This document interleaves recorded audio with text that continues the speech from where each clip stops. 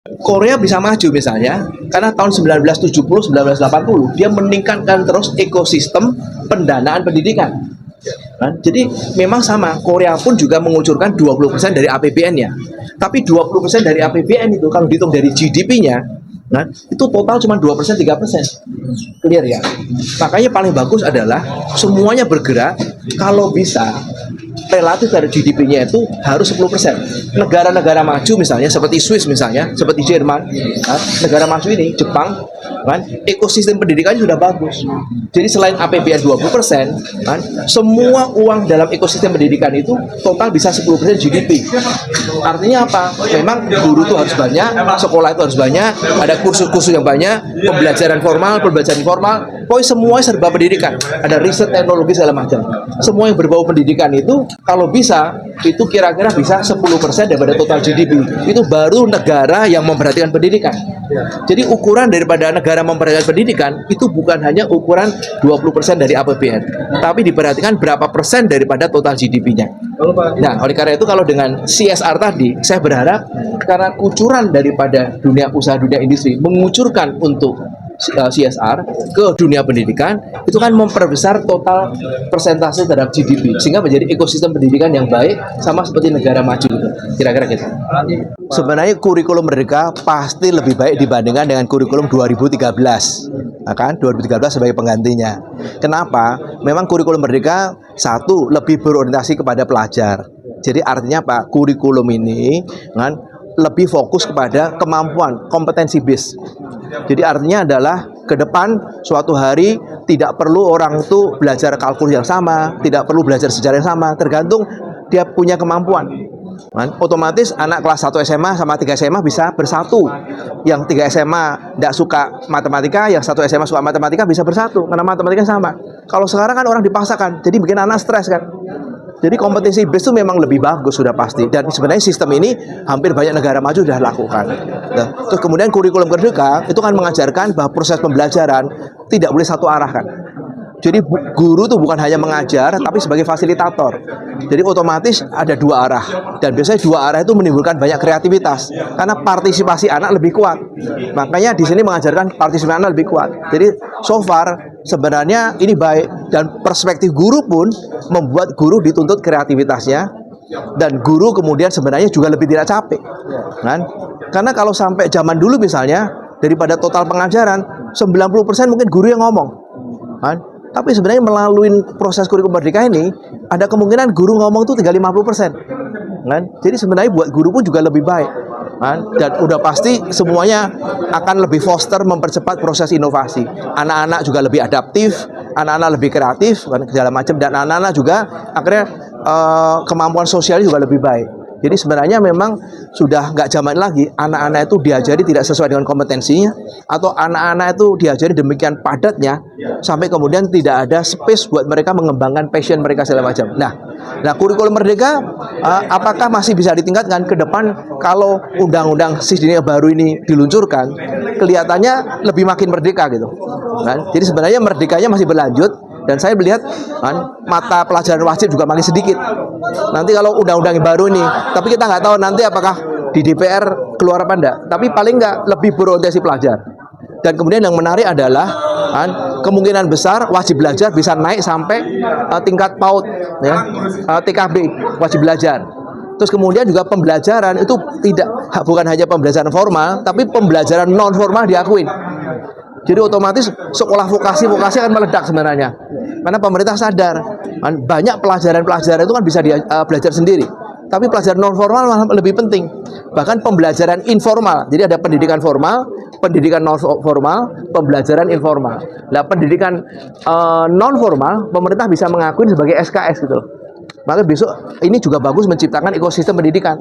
Jadi ke depan orang belajar tidak perlu ke sekolah, belajar di tempat kursus, belajar di tempat center-center pendidikan. Jadi sebenarnya itulah menurut saya cukup bagus. Tadi saya katakan negara mau bagus minimal 10% harus ekosistem pendidikan. Itu total daripada GDP-nya 10%. Padahal APBN cuma nyumbang 3%. Makanya dunia usaha perlu nyumbang, orang lain penyumbang, swasta nyumbang semuanya sehingga ekosistem pendidikan bisa 10% GDP. Kalau di Swiss kan, Anda ketemu orang di jalan 10 orang minimum satu pasti berorientasi mengenai pendidikan, entah guru, entah dosen, entah di pendidikan, entah di R&D, entah di kursus. Itu contoh gitu. Pendidikan itu menghasilkan FGD dari GDP-nya minimum 10%. Tahun ini masih fokus 3 tim khususnya Indonesia. Oh ya, nah sekarang topik yang lain dong berarti. Tapi topik pemerintah kan menarik, kan? Pak, kalau rencana pemerintah menghilangkan kelas IPS gitu. Oh ya, sebenarnya itu ya tadi menghilangkan itu kalau menurut MPK sangat bagus sekali. Kan? Itu udah ketinggalan zaman. IPA IPS itu peninggalan Belanda. Kan? Di Amerika tidak ada yang namanya IPA IPS, sudah lama sekali itu. Indonesia terlambat mengubah gitu. Kalau menurut saya seharusnya diubah puluhan tahun yang lalu itu. IPA IPS itu bikin orang stres, tidak kompetensi based, memaksakan orang. Bahkan ada kecenderungan IPS lebih mereka nggak confident, IPA lebih percaya diri menganggap anak IPA. Padahal setelah kuliahnya IPS atau kuliahnya IPA, kerjanya juga IPS semua. Kerjanya bisnis itu. Nah itu kan contoh-contoh itu. Jadi sebenarnya kalau di Amerika udah dihilangin lama itu. Di Amerika lebih banyak dihilangin karena orang Amerika kan lebih sangat mementingkan tadi kompetensi base ya. Sebenarnya apa yang dilakukan kurikulum Merdeka itu sebenarnya nggak jauh-jauh dengan apa yang dilakukan negara Barat sebenarnya. Jadi kalau bilang anti Barat, kurikulum kita itu nyontek Barat sebenarnya. Nah, jadi kalau dibandingkan dengan Amerika 30 tahun lalu ya bentuknya seperti ini memang. Jadi kita menuju pendidikan yang seperti ala Amerika. Karena orang harus mengakui lah pendidikan Amerika, Inggris masih terbaik di dunia kan ya. Walaupun sekarang ada model-model yang lain seperti Finlandia segala macam ya yang lebih memacu kreativitas ya. Tapi secara overall kita tahu kan Amerika, Inggris masih is the best lah sistem pendidikannya. Andi, Yes. tadi presentasi Bapak kan menyebut bahwa anak-anak yang sekolah di negeri, kalau dibandingkan dengan anak-anak yang sekolah di pendidikan Kristen, justru anak-anak yang di negeri itu lebih mencari Tuhan begitu. Anak-anak Kristen yang sekolah di negeri kan, itu pertumbuhan imannya malah sedikit lebih baik dibandingkan dengan anak Kristen yang sekolah di Kristen. Ya maksudnya pertanyaan saya sebenarnya, misalnya di Jawa Barat, mereka kekurangan guru agama Kristen, tapi apa penelitian dari bilangan itu? Ya, saya klarifikasi pertama dulu. Memang itu make sense sekali. Jadi dugaan saya kenapa terjadi? Karena beberapa sekolah Kristen kan tidak berkualitas. Kalau sekolah Kristen tidak berkualitas, gurunya tidak ngasih keteladanan, kemudian lingkungan sekolah juga kurang baik, akibatnya juga nggak lebih kerohanian. Tapi kalau dia itu pindah ke negeri, dia kan jadi minoritas. Kalau jadi minoritas, biasanya mereka ngumpul jadi komunitas. Dan justru biasanya di tengah-tengah kanan, iman itu kan bisa tumbuh. Jadi penjelasan sederhana sebenarnya. Sehingga saya juga melihat itu salah satu fenomena yang sangat mudah. Itu yang nomor satu misalnya. Kalau yang nomor dua maksudnya apa yang tadi?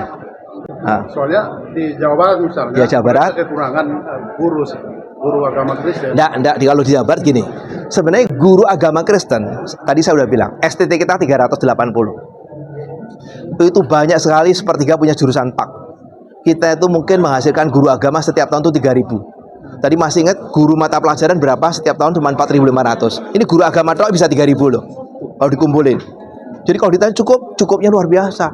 Tapi memang satu, kualitasnya kurang bagus kadang-kadang.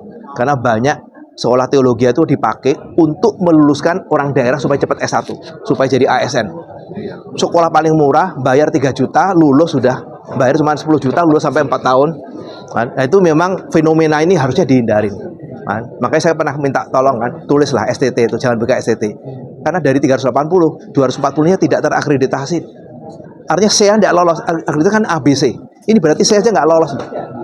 Jadi memang sebenarnya buat Kristen tidak baik. Jadi banyak gereja membuka tapi nggak diurusin kualitasnya sembarangan. Nah sekarang, memang khusus beberapa tempat, terutama sekolah negeri, kadang-kadang memang suplainya dibuat sedikit, harus diakuin kan. Kan kemarin di DPR kan juga ada yang mengatakan, kenapa nomenklatur untuk kerjaan guru agama kan ditutup. Gimana orang bisa apply? Masih kan enggak? Jadi ada beberapa sekolah yang mungkin sedikit anti gitu, memang nomenklatur, bahkan kepegawaiannya ditutup. Jadi kan memang orang nggak bisa apply. Itu mereka kan tidak ada yang apply, lah kan ditutup sebenarnya. Jadi kalau ditanya, apakah jumlahnya kurang? Enggak, banyak. Kemarin kita bikin PBG prajabatan, sudah tahu adalah dari Kemendikbud yang apply malah jurusan PAK. Itu yang membuat kita itu menunjukkan wah banyak sekali, sampai mereka desperate berarti kan. Kita malah justru kekurangan orang-orang guru-guru mata pelajaran yang pintar-pintar. Kenapa? Karena banyak yang nggak mau pergi ke FKIP. Kenapa nggak mau pergi ke FKIP? Lah gajinya rendah jadi guru. Maka ini perjuangan MPK adalah gaji guru dinaikkan. Karena pekerjaan itu mengalir, di mana ada kompensasi yang baik kan. di mana ada masa depan yang baik, kan? Kalau suatu hari misalnya kalian merasa jurnalis itu bukan pekerjaan yang baik, kan pasti tiap hari mikir-mikirin tempat lain kan? Kenapa nggak jadi pengusaha, buka saja kafe, jualan kopi saja lebih menarik kan? Nah otomatis sama kan, guru-guru yang seperti ini pasti tiap hari kan berpikir, kan? Sambil berdoa kan, kira-kira gitu. Jadi kalau tadi Indonesia tidak kekurangan guru agama Kristen, karena kita suplainya cukup. Yang kurang adalah kualitas, terus kadang-kadang beberapa daerah mereka memang kadang-kadang agak sedikit ada diskriminasi. Itu yang terjadi. Penurunan siswa se-Indonesia yang Kristen itu sekolah. Iya, jumlah siswa kan naik. Karena natalitas kan naik, ya. Kan natalitas naik. Overall jumlah siswa naik. Cuman memang SD agak turun. Karena apa? Kan jumlah anak kan mulai sedikit loh. Tapi SMP SMA kan naik. Tapi 3 tahun lagi SMP-nya bisa turun karena kan anak SD-nya kan pergi ke SMP.